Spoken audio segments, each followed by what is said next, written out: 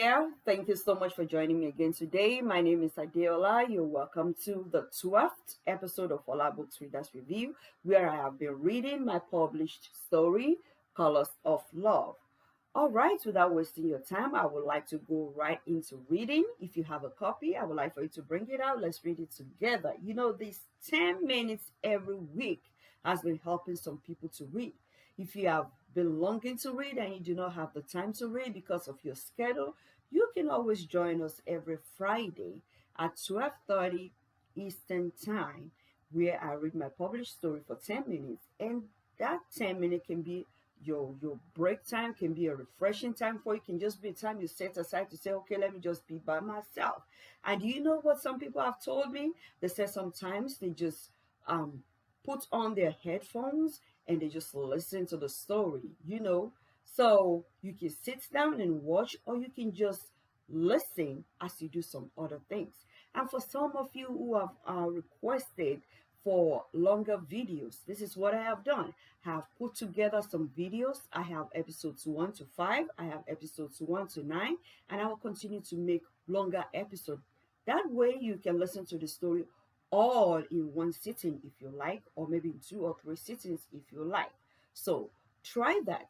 Listen to it like you're listening to a podcast, and you can go ahead doing other things as you listen, especially moms, who will be in the kitchen, maybe making food or cleaning dishes, maybe sweeping. You can be doing some household chores and you will have your headphone on your ears and you will be listening to this story. Try it. It worked for some people. It's still working for them. So you can do that. So I will have more videos, longer videos, like putting episodes together for you in one video.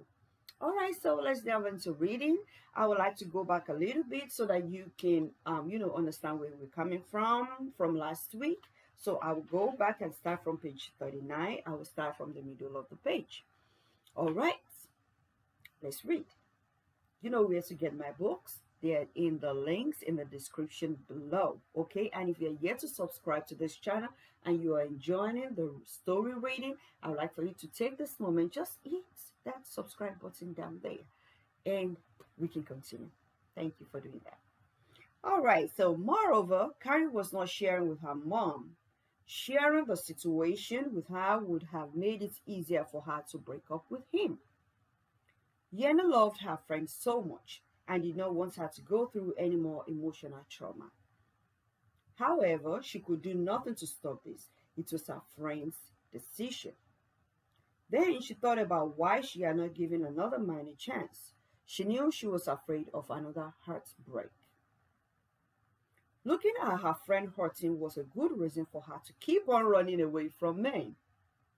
But that night, another thought crept into her heart. If she was able to detect that Tosin was telling a lie, it would mean that her experience with Alan was worth it.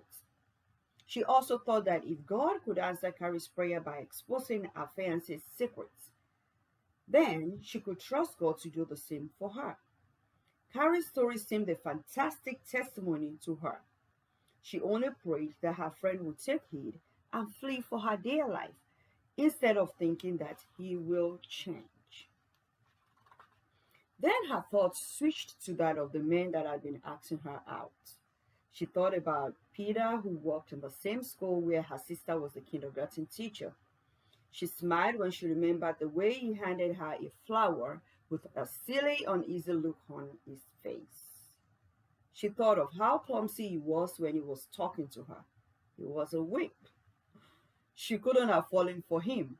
Then she thought about Edward. Edward was a replica of Alan. That kind of irritated her. She didn't need another Alan, not in this world or the next one. Then she thought about Ralph, her neighbor.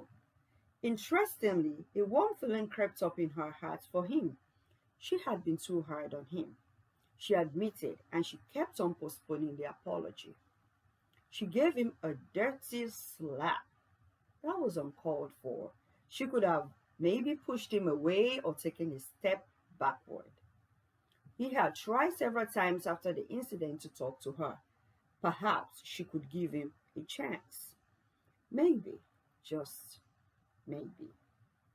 Carey, on the other hand, was thinking about how she could fix her already broken relationship. She wouldn't tell her parents. Carey would wait for him to call her again and give him audience. She would make him promise to cut off the relationship with Susan, ask God for forgiveness, and they could go ahead and get married. If prayers could reveal the secret, prayers should fix a repentant heart.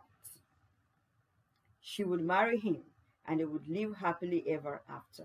However, what if he loved Susan more than he loved her? What if Susan lived up to her threats and kept him as her secret lover?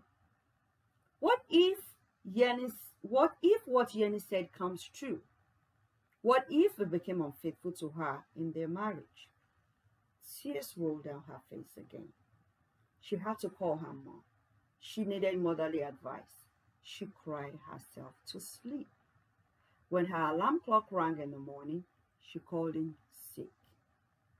Yenna left early the next morning with a promise to give her a call every day. She left only after a prayer with her. So I have come to the end of chapter 4. Thoughts, thoughts, thoughts. Yenny was there thinking about herself. Why is she not ready for another relationship? Oh, maybe she should give Ralph a chance. Maybe. You know, as a girl, when you're already thinking, maybe it's not a bad man. Maybe I should just give him a chance. Yenny's right there now, okay? So let's see what Yenny will do in the next chapter. So let's talk about Carey.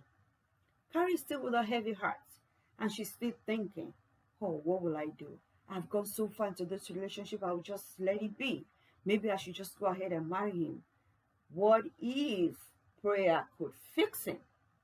That's where I'm going. Do you think that prayer can fix a man you want to marry to? Now let's look at it this way.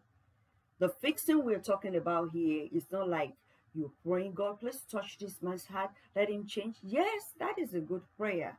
But this is what I'm saying.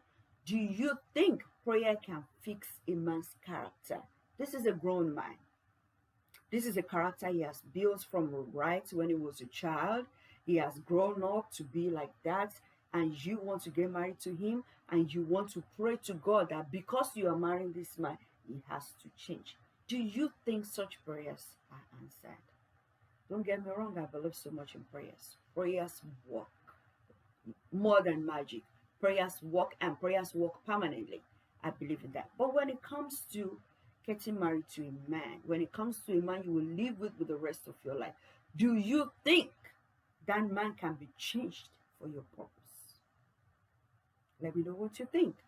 Or if you had an experience like that and you think prayer changed the man, please let us know. How long did it take for prayer to change the man? Did the prayer change the man? Are you still in that relationship? Are you still in that marriage? I, for one person, would like to know.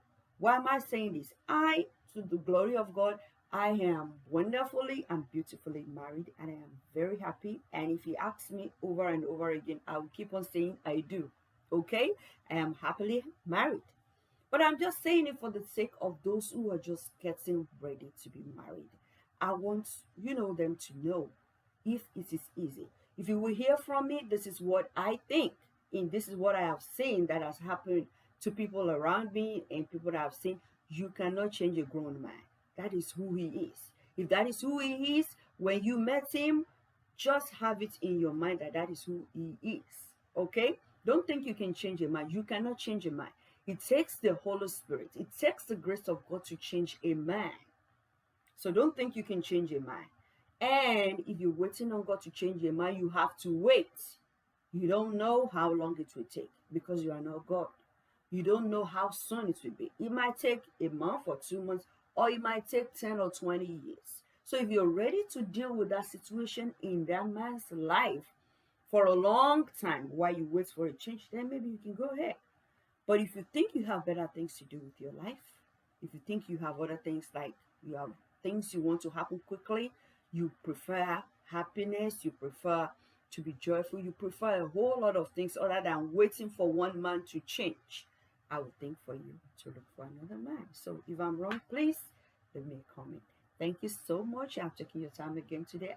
And if your time has been worthwhile, please leave me a comment. Please leave a like on this video. And please subscribe and share. The Lord bless you as you do so. Thank you. Bye. Have a blessed day.